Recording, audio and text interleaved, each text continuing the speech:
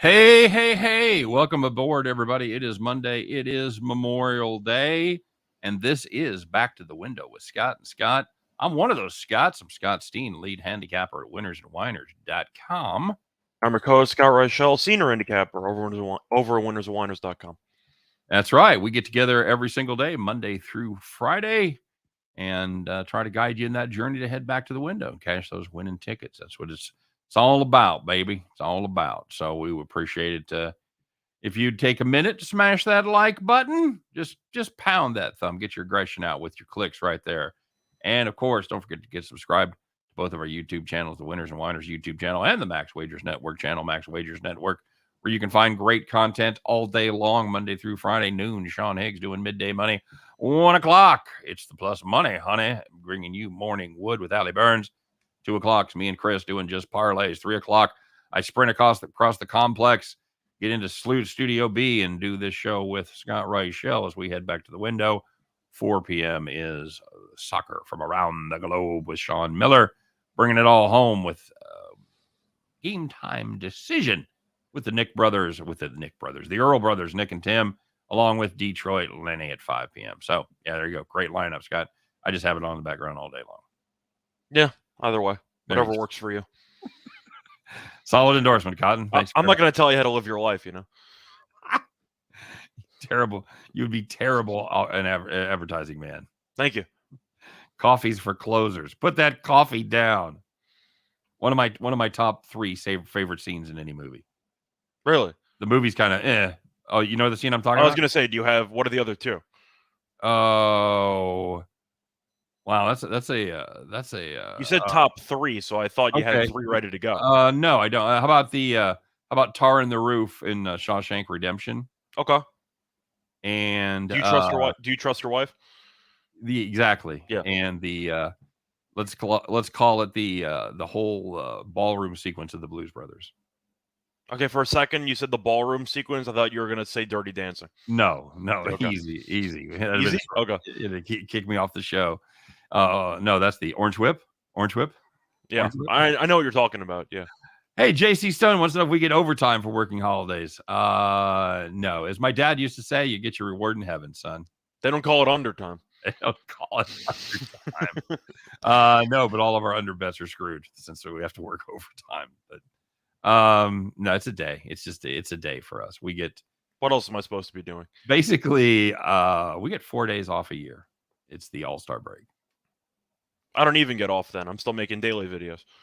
What do you do? What are you doing on your daily videos? Either tennis or some other sports going on. Oh yeah, sure. Yeah. Okay. UFC. A lot of UFC going on Monday nights, are there? No, but I can do a look at it. But when it comes to daily videos, I'm pretty sure I haven't taken a day off from a daily video in 5 years. I think. Look at you. Very good. And yeah, we talked about it. We talked about all the good stuff. You were looking for my best plays. I do have my premium picks available. Check that link in the description. What else, Scott? Caesars, they're great. If you haven't taken a free shot at Caesars yet, you should do that because it's getting close to the end of the month. I don't know, Scott. I don't know how much long the promo is going to last, but it's up to $1,100. Bet insurance. It's your first bet, first deposit at Caesars Sportsbook. Got to be, of course, one of the states where Caesars is. I shouldn't have to tell you guys this, but if you don't have Caesars in your state, sorry. Got to use the code ATS wins Caesar. ATS wins CZR. That is in the show description today, as well as a link to the promo. And don't forget to use that code. You must be 21 to play. Of course, 18 in New Hampshire and Wyoming is okie dokie. Scott, how'd your weekend go? Overall, went pretty well. Yeah, can't complain. I was going pretty well in the first place, and then I ended up depositing into a poker site just to use the Sportsbook. That's how you know that you've really, become ingrained in the industry when you start depositing in sites for one purpose and you use the opposite purpose or use a different purpose. Right. And I hit a 5-to-1 shot on there. So that made my entire weekend pretty much. Nice. And besides that, I should have basically broken even today, but I guess I'm going to ask you this since I'm the co-host. If one potential sports book with some house rules is trying to screw me, but they used to sponsor our show. Can I call them out? Because they don't actively sponsor us, but I don't know if I should because they might in the future. I think you have to. You think I have to use the name or I have to not use the name? I think you can, but I would say I'm not probably the person that should be the arbiter of that decision. Okay. So if you wanted to talk to somebody above me and get me off the hook for this terrible choice you forced me to make, Fair enough. Okay. Well, either way, it's a 2-letter acronym. Okay. Let's go that way. So you All can right. narrow it down there. But I ended up having a tennis match earlier this morning. I had Sinner and Rublev over 3.5 because why would you not have Sinner and Rublev over 3.5? I mean, It's like a Steve, I'm no-brainer. sure you had a bunch of money on it. No brainer. No brainer. Lock of the So day. just remind me, in men's tennis and Grand Slams, how many sets do you need to win out of 5? I believe you're going to need to win 3 out of 5. That is correct. So if you have over 3.5, that means that if each player wins at least one set, you automatically win, correct? You can't lose. So they were playing, and each player won one of the first 2 sets. Okay. They went into the third set. A guy retired. He got injured. No bet. DraftKings voided it. No bet. I just said the book. My bad. Is it in their rules? The house rules say, let me just pull it up. It says, if any game is abandoned due to injury, bad weather, whatever, all bets that have already been settled up to the point of time of abandonment will stand. Okay. So I guess the loophole is it hasn't automatically or officially been settled. Yep. But the counter argument is it's impossible to lose, so it should be settled. You know what? When you no bet me on a baseball game that's already gone over. Yeah. And because of rain delay, So I get it. It's just a spot where I wasn't fully expecting them to change their decision, but since it's a bet that you automatically cannot lose, I do feel like more sportsbooks should pay, but of course they're not going to because they don't need to. Fair enough. All right, anyways, that was kind of how my morning went. So the weekend was very good. As for this morning, could have been better, I guess, because I got a profitable bet just ripped from me. I got to push for it instead, but it is what it is. All right, fair enough. Timmy Earl in the house. What's up, Tim? Hope you're having a great Memorial Day. G Money back. He was over on the last show. Good to see G Money here. Coca-Cola 600 ending was insane. We were talking about that before we went on the air. I got screwed twice and then got lucky with Hamlin and Harvick top 4. Hamlin win and Harvick top 4. Very nice, JC. Truth is, I completely lost track of pretty much everybody in the race when you went to double overtime because the first overtime, half the cars crashed. But then pretty much every car involved in the wreck besides Logano stayed in the top 10 despite ramming into the wall. Like Chastain crashes into Larson. He goes through the infield. The car's just like half, damaged. You look up, he's in second place. Like, what? I mean, his car fell apart anyway during the restart, but I'm looking up at Stenhouse, who goes slamming into the wall. Right. And you look back up, he's in fifth place. He's fine. Like, tis a flesh wound. Like, we're just going to buff out those scratches. Like, I really didn't follow how any of the cars were able to stay, but it was a hell of a race. Next gen cars a little tougher, seems, huh? I guess, or maybe the actual rules regarding the shape of your car are more lenient when it comes to staying on the track. I doubt it. The rule is you got to maintain minimum speed, and if you're running in the top 10, you're obviously doing fine. I guess, but it was a crazy race, probably the craziest ending to any Coca-Cola 600. I can't think of a crazier ending. No. Super Sly in the house. What's up, Sly? You basically had double overtime. You don't really see that often. And, of course, I was at a little Memorial Day festival here in KC, so I saw none of the race. I saw the last. It's not barbecuing, it's grilling. I literally saw the last 2 laps. What? It's not barbecuing, it's grilling, right? You're the one who taught me that. Yes, that was actually they were actually barbecuing. They were some pulled the okie doke on me. It was not no, this was a big, like, the symphony orchestra played and shit. Food trucks and barbecue and stuff. So nice. It was a big deal. Fireworks followed, and then a massive traffic jam. Big fun. So yeah, make sure you guys check out the World War I memorial if you're ever in Kansas City. Very cool. It looks like a giant penis in Midtown. So Penis on the Prairie? That's the actual I know that's Nebraska. Yeah. capital of Nebraska. Yeah, it is. So, hey, let's find out what happened yesterday. We need to talk about a couple of things that happened yesterday, a couple of games. By the way, I did a brain fart last night. I did my video and said there's only baseball today, no hockey. I forgot about Game 7 and the Rangers. I had that in my brain that was on Tuesday for some reason. So, if anybody watched my video and roasted me in the comments, I get it. Well, we got no NBA for the next 3 days. So Save your breath, right? Exactly. So, all right, man. Let's talk a little bit about what happened yesterday. The good news, the bad news, the people that took it to the bank, and the people that unfortunately, perhaps, maybe took it in the shorts. You guys know who you are, and now we're going to share that information with the world. We'll find out who were the winners, who were the whiners on the Memorial Day edition of Call the Cops.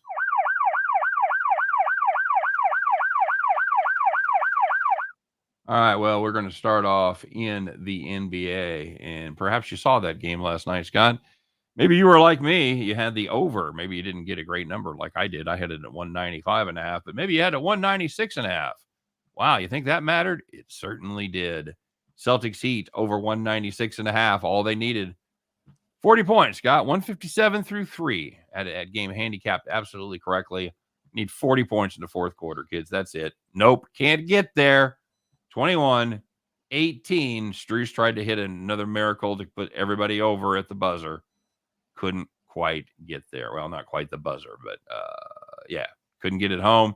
He made one miracle to get it over 195.5. Couldn't make the second one to get it even further over. That game landed 196. Whew. Whew. If you got down late, 196.5, call the cops. And if you had the under 9 in the Giants-Reds game, you had 2 runs through the first 7 innings. And then you had 8 runs in the final 2 innings. No extra inning bad beats needed because they did it in regular time. So the game landed 10. Horrific beat. And you know what? Let's follow it up with another one, shall we? You had the White Sox and the Cubbies, the battle of the Dan Ryan. If you had that under 8, man, you are a genius. 1 run through the first 8 innings. Let's close it up. Let's go home. I don't know. You want to put up 2 in the bottom? I don't give a fuck. Let's just get your 2-1 winner. Nope. White Sox tied the game in the bottom of the 9th on a wild pitch. We go to extras. Okay, we got a man on second. We got a couple runs. We can afford that. How about 7? 7 more runs. The game landed 9 at 9. You're under 8. That is a distant memory. Call the cops. I skipped a bunch of the bad beats in extra innings because, of course, the Cubs had multi-run leads on several occasions. But right. you get the idea. Yes, absolutely. Well, there was some good news out there. The nice, easy victories that we all strive for. By the way, only one of those bad beats was a premium for me. So, yay. But there was some good news, and this is where you want to be. These are the nice, easy victories. It still gives you time after the game, after it's been decided for you, that you can go out there and maybe get a little grilling in and serve the family some dogs, some brats, or some burgers, or whatever. But you didn't have to worry about the game because you, my friend, were sitting in the rocking chair. So the first one, if you had the Red Sox -1.5 against the Orioles, they led 6-0 after 4 innings, and they won 12-2. Very good. How about those Brewers? In the shadow of the Gateway Arch, you had the Brewers on the money line. They led 4-0 after 5. They end up winning that one 8-0. No worries, Brewers fans. You were sitting in the rocking chair. And the last one, if you had the Twins team total over 4.5 against the Royals, they scored 5 runs in the first 4 innings, and they finished with 7. Seems like the Royals make this list a lot, not necessarily in a good way. Just saying. Okay. Let's. For those of you that think American sports fans are perhaps a little bit out of control, maybe there's a mother and his son that yells at Chris Paul. Maybe there's some fingers coming out of the crowd, whatever. Some popcorn gets thrown on occasion. Right. Maybe somebody's gluing themselves to the floor to protest chicken killing, whatever it is. They do not hold a candle. Nay, they do not hold a flare to the fans in Europe. Scott, for God's sakes, let's find out who it is. Ooh la la. Somebody is the donkey of the day.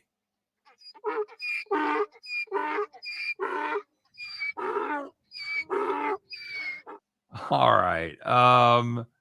Scott, the fans of Saint Etienne, they are not happy about being relegated, are they? Not quite. Tell us what happened when the game was over and it became apparent that they were going to be relegated to the lower division. So, just so people know, they have a relegation playoff. It went to penalty kicks. They lost. But it was in their home stadium. So, the fans responded to the team's lackluster result by storming the pitch. And a lot of them had flares in the building. And they started throwing flares at their own players. And the players sprinted out of the stadium, and there was absolute bedlam. They did not stick around to sign autographs. They did not. I don't know if you can sign flares with pens. I don't know if that works. But chucking flares at your own team's players, that is something I have not heard before. They didn't even do the ring where they run around and give everybody a high five and thank them for coming out for grace. They did not. They did not hand one of the players the mic. They didn't have a brief thank you very much. We're going to get them next year. We'll get them next year. No, they did not do that. But the fans went a bit above and beyond. So I made a tweet about it. There was that time in the NBA playoffs last year. You had the Trae Young spitting incident, which of course is unacceptable. You had the Westbrook popcorn incident. You've had a lot of issues. No flares. Yeah, I was going to say, if you think that U.S. fans have issues, you really don't know what's going on in European soccer matches, or even just soccer matches in general, because Latin America, South America, those fans are crazy too. So walk me through this. You're parking your car, and as we all do at sporting events, you get out of your car and you go through your checklist, make sure you got everything. You got your keys, you got your wallet, you got some money, make sure you got the tickets. Flares? Everybody got a flare? You got to smuggle it, though, like in your jean leg into the sock so they don't pat you down for it. There are a lot of flares. What circumstances were they anticipating where they would need flares? Is the point that if they would have avoided relegation, they would have been happy flares? Happy flares. Okay. Happy flares. Now, were they like, they weren't flare guns, they were like road flares. They weren't shooting at people, but you can chuck them. I've seen that. I watched a documentary on this rivalry, this soccer rivalry. I want to say it was like in Estonia or one of the Eastern European countries. And flares are a regular occurrence there. Like the stadium is smoky and shit. And team buses getting destroyed with people chucking stuff. Like there's a lot of soccer stories where fans are, to be honest, lunatics. You had the situation in Mexico, I think it was Guadalajara, where a couple of months ago, the fans started beating the crap out of each other during the actual match, and like 10 people died. What? Yeah. From fighting? Yeah, in Mexico. What the hell are they started beating the crap out of each other. Like there's videos of it. There's like people with like pools of blood on the floor. Good times. Good times. I'm just saying, it's a crazy situation with soccer fans. Okay. Somebody took a chair, slammed it into somebody, and then the guy got jumped, and a couple people died. They throw him in that situation. We had the Stampede situation, and what was it, Senegal? Yeah. We had that situation. A lot of crazy stuff going on in soccer in the fans, or in the actual stands. All right, there you go. That's good for them. But it's not good for them. But it's a crazy place. But once again, Calvin mentions the Chris Paul situation with his parents. I get it. Like I'm not saying that any of those domestic fans are in the right. But don't compare that to flares. Imagine if people showed up at the crypto arena and chucked flares at LeBron and Anthony Davis for missing the playoffs. Well, or take it at least to an outside sport for some kind of comp. The Phillies fans, they're known as being a little fickle. So maybe there's maybe Bryce Harper's going through a slump. Maybe he hasn't hit in 7 games. So the Chuck a flare at him, next time he's in the outfield, here, why don't you wear a fucking flare, buddy? And JC Stone's mentioning the Liverpool things about tunnels and everything for the UEFA final. Forget about that. You have the whole tear gas situation with police just chucking like tear gas at Liverpool fans who weren't even doing anything. Some of them were trying to get into the arena and they got tear gas in their face. It was a very weird weekend for soccer fans, and you could have had a couple donkeys of the day there, but the flare one is really something else when you throw it at your own team's players. That's like it's like Office Space when he says, you don't have enough flare." Mm-hmm. And she just pulls out. I got 17 pieces of flare. She just pulls out a fucking flare and shoves it up his ass. How about now? How about do I have enough flare now? Okay, really makes me want to go out to the old ballpark, Scott. Yeah. I still want to go to a soccer match at some point, but just be aware you might want to avoid relegation matches. I've been to a lot of MLS games, and not once have I seen flares. Just not once.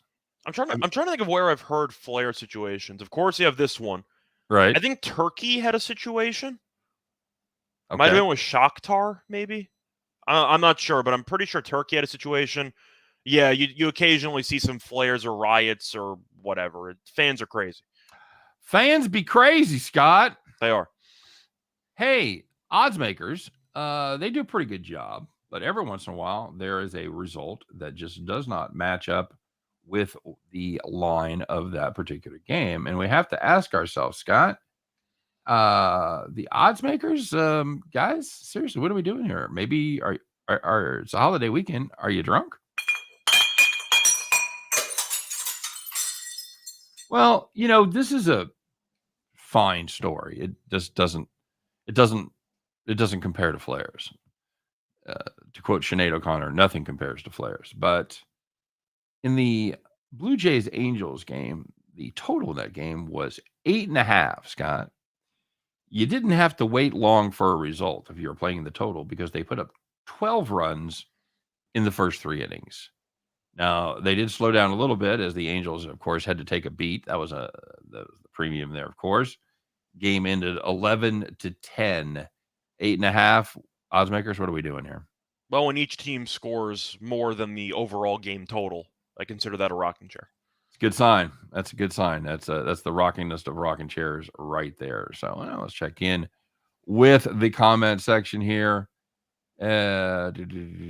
Turkey always has a situation. I'm pretty sure Turkey had a couple of flare situations, and maybe it wasn't officially a team game, but I think Turkey might have hosted a couple of these UEFA matches or whatever. I'm pretty sure Turkey, like Istanbul, is a usual spot for some of these matches, and you've had several riots in the past. Did anybody else see the show I was talking about? It was either on Netflix or like Real Sports or something like that, but it was about this rivalry, and it was 2 teams in the same town, and it was like they would train to fight and shit. It was. Yeah. I know there's a new E60 or 30 for 30 on the Red Wings Avalanche rivalry from like the 90s. They used to kill each other. Is that really? That's what you thought? Maybe I was confusing it with that. No, not at all. I'm just saying that I can't think of the show you're talking about, but yeah, rivalries will make people do some crazy things. It's nuts. Have you ever been anywhere near anything like that, Scott? That kind of passion for a team? I really haven't had many rivalry games that I've been to. I've been to Yankee Red Sox games. Okay. I've been to Yankees Mets games. I've never had a situation like the Dodgers Giants situation in the parking lot from like 9 years ago where the guy was paralyzed. Right. I think he just got paid like tens of millions of like a couple $1 million for what happened there. But I mean, the Giants fans, was it Dodger fans who beat up the Giants fan or the Giants fan who beat up the Dodger fan? I think it was a Giant fan. Yes, I think that is correct. Yeah, so if you don't know the story, Giants played the Dodgers, and a couple of Dodgers fans jumped the guy. It was opening day. It was opening day. They jumped a Giants fan in the parking lot, and they paralyzed him. I mean, fans, listen, it's one thing to like sports. I do. If you start fighting people over your team, I don't think the team wants you. Well, I was talking with Chris the last show, and I talked about going to Oakland to see the Raiders play the Chiefs, and made the mistake of wearing a Chiefs jersey, and you're catching a bunch of shit all day long. I mean, a bunch, not just good natured ribbing like you see at rivals. Where oh, let's have a beer. It's not team based. It's probably personal based. Yeah, it definitely gets into the realm of personal. So yeah, it's not to the extent that it is here, but Raiders fans, they're one of a kind, no question about it. I wouldn't wear a Cowboys jersey to an Eagles game. I can see that. I mean, you can make an argument with fans. Once again, it's not just a European issue; it's all over the world. But yeah, fans are crazy. Well, I just say on behalf of everybody, just knock it off. Knock it the fuck off. I'm just saying, just to go back for a second, you really jumped the guy because you had an opening day game and you paralyzed the guy in a parking lot? Yeah. Really? Yeah. I know. Did they get the guys? I can't remember. Yeah, I think they're in jail. Okay. Well, good. That's kind of where they belong. Do you think the Dodgers fans realize that Cody Bellinger has no idea who they are? See, I have to tell you that you bring that up. That's kind of what calmed me down. I used to be, when I was younger, like my whole youth, and when I first got married, even until the time I was about 30, I lived and died with what the local sports teams did. Mm. And I started having a family, started having kids, started seeing shit that was actually important, and realized that none of those fuckers cared about how I was doing at my job. I still care if my team does well, but at least I acknowledge that if they lose, I'm not going to take it out on random people. Correct. With Chiefs lost, AFC championship last year, and it sucked. I wanted to see them win. Bummer. And you're not going to pick a fight with Chris King because your team lost to the Bills. No, that's just fucking stupid. That's they don't care about you. So sure, have some fun. Don't make it your whole identity. Have a life outside of fandom. That's all I'm saying. It was a World Cup in '92. Colombia player own goal the net right in front of me. Lose the USA. Colombia player gets. That was Escobar. They did a 30 for 30 on that. Oh, is that right? The two Escobars. Yeah. Oh wow. Okay. They lost to the U.S. actually in that World Cup, and then the guy got assassinated like 2 weeks later, I think. I have to check that one. Check that one out. It's actually a good 30 for 30. I remember that story now. Now that you say about it, now that you talk about it, brutal, absolutely brutal. So, G-Money. The thing is, even if the Giants guy instigated the fight, you didn't have to paralyze the guy. Like, it's one thing if you want to talk about who started a fight, but first of all, just because somebody starts a fight doesn't mean you have to fight them. Well, you kind of. Was it a 3-on-1? Well, that's the thing. Was it fair? And at what point, if it was a one-punch situation where he hit his head, broke his neck, okay. But if it was a situation where he was down and beat, I'm pretty sure they beat him on the floor. Yeah, I think that seems to be what I remember as well. I thought they stomped him. So yeah, there's a one thing to win a fight, and then there's another thing to put an unnecessary beat down on it. So if you want to make the case, the guy's talking some shit, maybe needs to be taught a lesson. I'm old enough where I grew up in that school. I'm okay with that. But once the guy's done, he's done.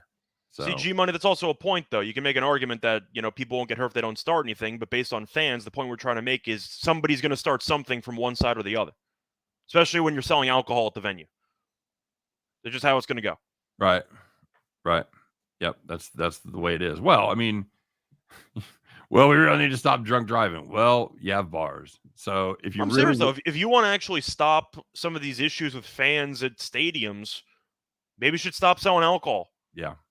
And I know that some baseball or some football football teams will stop selling right around the start of the fourth quarter or the seventh inning, whatever. It is the end of the third quarter at Arrowhead Stadium. I'm just saying, but what do? You spend 3 hours pre-gaming it with a barbecue outside of the game, and then you're absolutely front-loading your drinking before they close the bars. Yep. So by the time they shut it down, people are 9 beers deep, and they're extremely belligerent. Yep. But I don't want to really harp on it. That's just kind of the point I wanted to make. No problem. JR Black said, I've never bet against the Dolphins, but I make money with the Dolphins over and unders. There's no way to stop people from being crazy, but having a bunch of alcohol being accessible definitely doesn't exactly help the situation. Correct. Yep. Money is more important than lives. You nutshelled it right there, my brother. Pretty much. It's absolutely the thought. No question about it. So, all right. Well, I don't know how we got down to this depressing rabbit hole, but was Flair. Well, we brought in Donkey of the Day for fans. Yeah. Well, it was well deserved too. So throwing flares at your own team is really like a Hall of Fame, like fan ridiculous move. Yeah. Yeah, that's an all-timer. It really is an all-timer. So, by the way, honorable mention for Donkey of the Day was Tommy Pham. With the fantasy slap? Yeah, I wasn't sure if that was kind of past the news cycle, so I ended up going with this one instead because it happened yesterday. The Pham one is just absurd. If you don't know the story, they had a dispute about Jock Peterson allegedly trying to stash somebody on the injured reserve for one of their fantasy football weeks. For the record, I've done exactly what Jock Peterson's done in my fantasy league, and it's like accepted practice. Well, if the rules say you can do it, then you should be able to do it. It should be solved by the commissioner. I don't even know if it should be solved by the commissioner. If the actual platform lets you store a player who's ruled out in the IR spot, that's not your problem. The actual software is letting you do it. When they say he's messing with his money, how much do you think they're playing for in that league, Scott? Any idea? Probably a fraction of Pham's overall MLB contract. Probably a fraction of what it cost him to miss 3 games, too. What do you think, 20,000? Yeah, I would think 10, 20 maybe. Probably. Pham's making tens of millions of dollars. I'm sure he'll be fine. I saw that he was missing. He's going to miss, I think, 110 or 105,000. So I'm just going to automatically associate Tommy Pham as being the MLB version of Evander Kane, and that's kind of how I'm just going to look at it at this point. Okay, fair enough. I don't hate that. Absolutely brutal. So got one playoff game tonight, Scott. Carolina's been involved 13 straight games where the home team has won. It's kind of impressive. NHL record. Does that continue tonight at minus 150? Is there any value? I'm taking the Rangers. Okay. I'm going to take a shot with them. The issue that I have with Carolina is the fact that even at home, they have not been very good offensively in this series. And Igor's been very good. And the main reason why I think Carolina might have issues, do you think Ronta's atrocious performance in Game 6 is going to linger for Game 7? Because he was not very good in Game 6 of the Bruins series, and he responded with a great performance in Game 7. So I've seen him bounce back, and he has been night and day at home compared to the road, which sums up the entire Carolina team. But I think the Rangers can hang around. If you want an actual value bet, I don't mind. I don't mind overtime. I think you might see a very low-scoring game where both teams are going to have some chances, maybe not that high quality, but every game's gone under except for one. I'm not going to overreact to the high-scoring nature of Game 6. I expect another slugfest here. I don't mind 1-1 or 2-2 for exact score if you want to go for some boosts. But do I mind overtime? No. I think you'll end up seeing a close game. But I think since it's going to be close and maybe going to overtime, I'll take plus money. Okay. You? Tim Earl, by the way, is directly in contrast to what you're saying. Well, 1.5 also could mean a close game. You just pull the goalie and you score with 10 seconds left. So if Carolina wins, they should cover because we've seen teams pull the goalie and we've seen a lot of chaos down the stretch, and the puck line has done very well if you are in a favorable empty net situation. But only one of the 6 has the puck line not been involved. I was going to say, but if I'm comparing contrasting sports, it kind of reminds me of the Phoenix-Dallas series. The home team just won every game. You're kind of penciling Carolina to win again, and next thing you know, they struggle. Oops.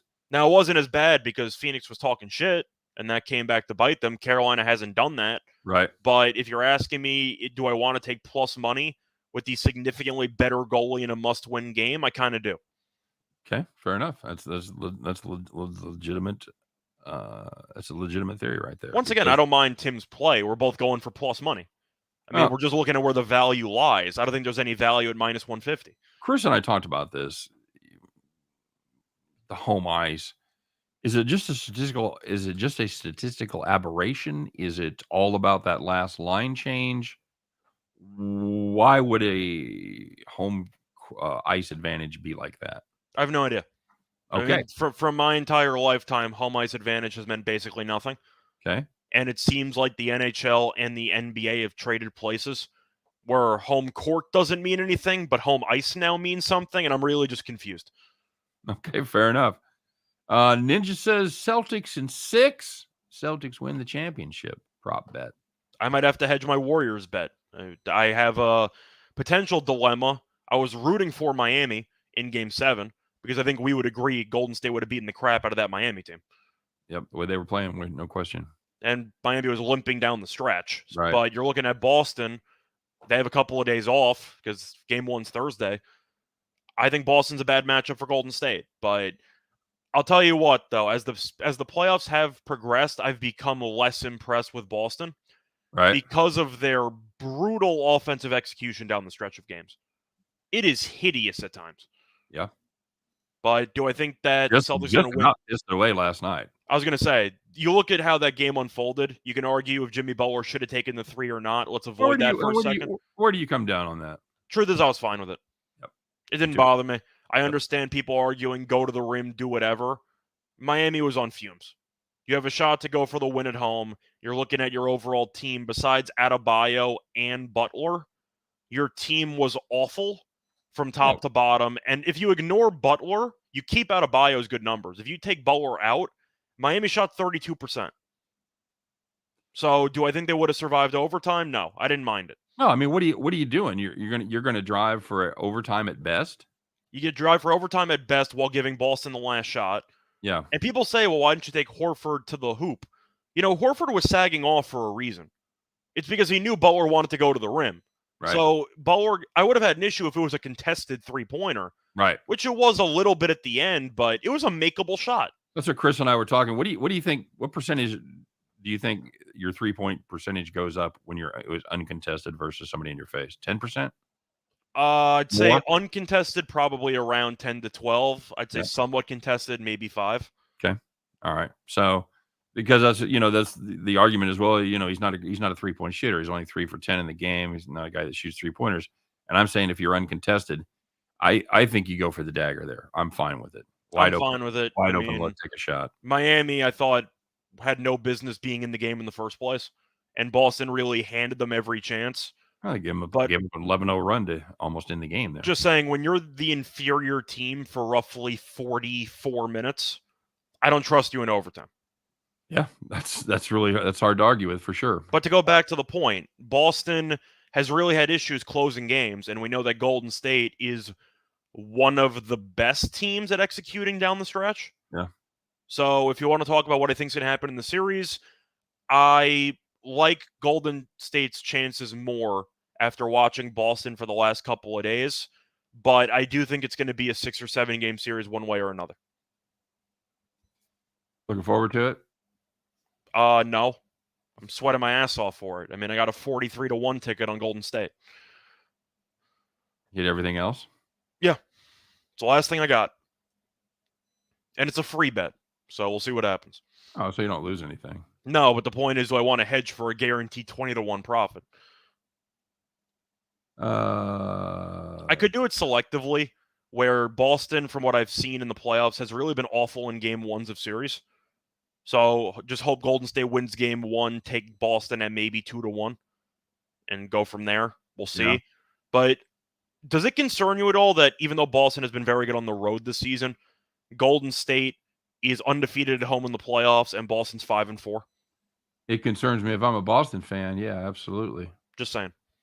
You can win a bunch of road games, but if you can't defend home court, and Golden State has the massive streak of road games won in a single series, I believe they've won that in 28 series in a row, 30-something series in a row? Yeah. That means Boston basically has to win 2 games in Golden State minimum. Yeah, I mean, that's the way it would appear on paper, absolutely. And it would potentially be 3, because I'm not sure Boston would even be able to defend home court regularly. So they might have problems because TD Garden, which is known for being a great home court, has really not been that great for Boston in the playoffs. No, it hasn't. J.R. Black says he's a Heat fan. He's fine with that shot. There you go. I mean, what do you want? You want the one player that carried the entire team on his back to try to win the game. And even if you want to argue, Well, what's the odds of Butler making that shot? 30-something%? Yes. Then you have a 30% chance of going to the NBA Finals. Give me the dagger. Give me the dagger. Of course, it would be lower because you'd have to get a stop on Boston, but let's just say you have a 25% chance to make the finals. Yes. Your team was dead to rights 3 days ago. Your team was dead to rights 3 minutes ago before Pretty that much. shot, you know. You'd have a 25% chance to go to the finals. I'm fine with it. Yep. Agreed. Can you tell me why that total dropped from 201 to 195.5? I had no idea. Somebody asked me about it on my comment section for my video yesterday, and I said I like the under, and we both won because it was 196.5 when I said that. So I didn't get it, but I wasn't going to. But you thought it should have been lower? No, not at all. Okay. I just figured with the Game 7 history of being very low scoring, Scott Foster on the call, I figured you'd see some random referee shenanigans. And, I mean, you kind of did from Secaucus.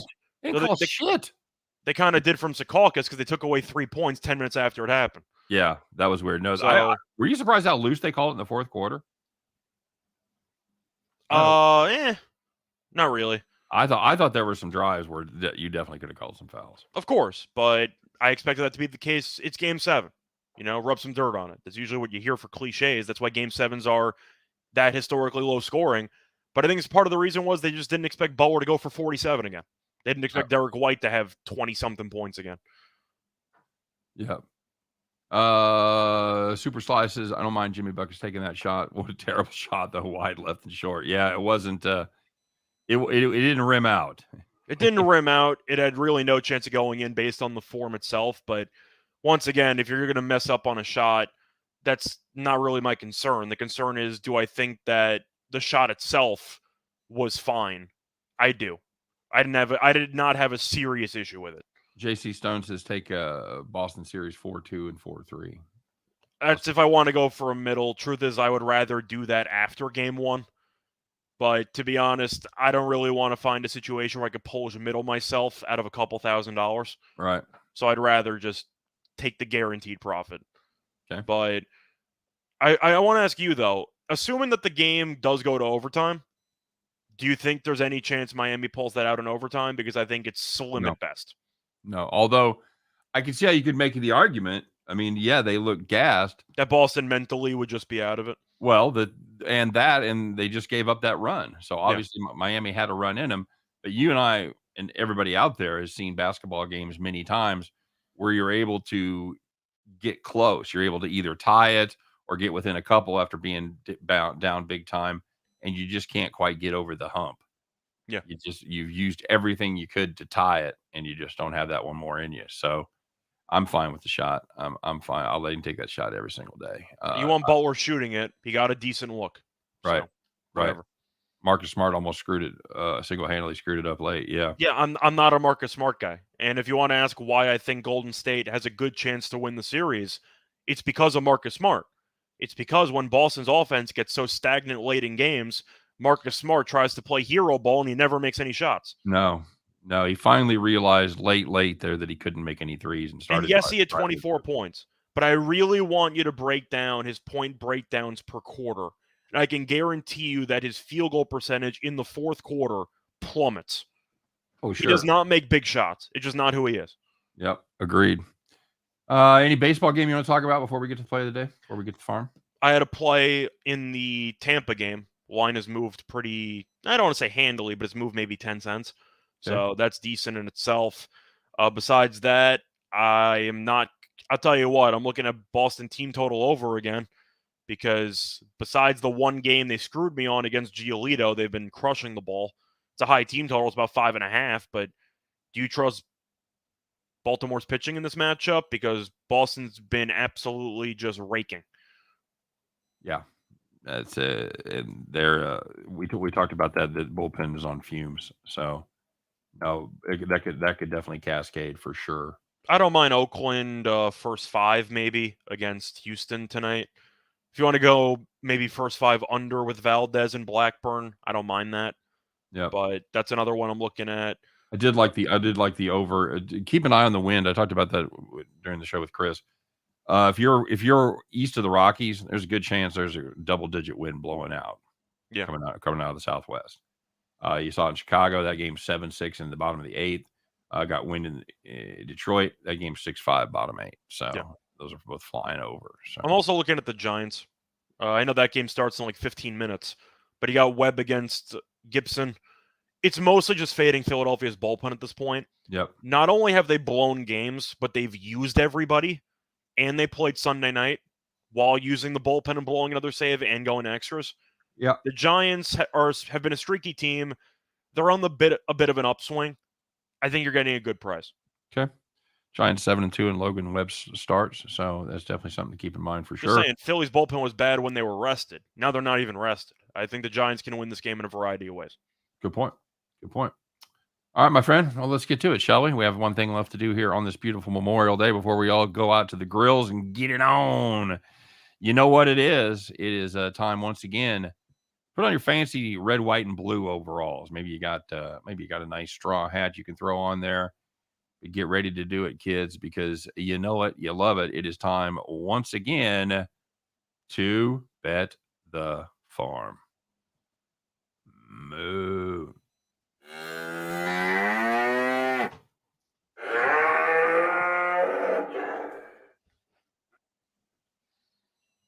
There we go. Happy Memorial Day, everybody. All right. Well, we do have a farm. What we we had the under in the Carolina game. Scott, what happened there? Went over. I mean, I thought you were maybe going to do no, Ronta just sucked. Okay. There was really no way around it. Igor was very good, but Ronta got pulled. They gave up a couple of soft goals, and yeah, we really never had a shot for that one. Well, you know what? Never let it be said that we're quitters, because that game, it didn't go well for us. So what are we going to do today, Scott? Well, we're going to go back to hockey for Game 7. But we're telling Ronta to get lost because we're only focusing on Igor Shesterkin, and we're going to take his save prop over 31.5 at -105. New York has won a decent amount of playoff games, but they've been outshot in virtually all of them. New York has allowed 38.9 shots per game in each of the first 13 playoff games. On top of that, in the last 4 games of this series, Shesterkin has averaged 35.3 saves per game. And if you want some other trends, Carolina has had at least 32 shots on goal in 6 of the 10 meetings. And Carolina has been very active at home recently when it comes to shots on goal, because Carolina has had at least 32 shots on goal in 7 of its last 11 home games. But if this game's going to be somewhat close, which we think it's going to be, we know Igor is one of, if not the best goalie in the league. We think he'll go over because Carolina's been very aggressive offensively, and we think in Game 7 they'll try to pepper a bunch of shots on net. Igor should probably face, what do you think, 35 shots, 36 shots in this game? Got to be right. So we'll go with the over. Yep, absolutely. All right, that's going to do it for the farm. Get yourself down on some hockey. Been a good series, some great hockey series. This one has been no exception. We look forward to grind it out with a bunch of shots on goal. So let's that Rangers defense has definitely left a lot to be desired as they've been outshot by a lot. I don't know if you said it, by the way. Do you have any thoughts on the Game 7 in general? I know we got the farm play, but what do you think? You know what? It's hard to go against the home trend there. I'm just not laying 150. I can't do it. I can't do it on a second string goalie pretty much for the entire year that sucked in their last game. So for me, sorry, Tim Earl, cover your ears. It's Rangers plus money or pass. That's how I'm looking at it. All right. Very good. That's it for the farm. That's it for the show. That's it for your Memorial Day weekend. I hope you guys close it out in fine fashion. Maybe some fireworks, maybe some barbecue, playing with the kids, whatever it is. Go out there and have some fun. Get some vitamin D going through your veins. And then tonight, let's win some ball games. Let's win some money. You guys have a great day. As always, thanks for being part of the show. We appreciate each and every one of you. Good luck. And Scott and I will be back again and do it mañana, 3 p.m. Eastern, 2 p.m. Central, as we do our best to help you guys in that journey to head back to the window. Take care, everybody. We'll see you then.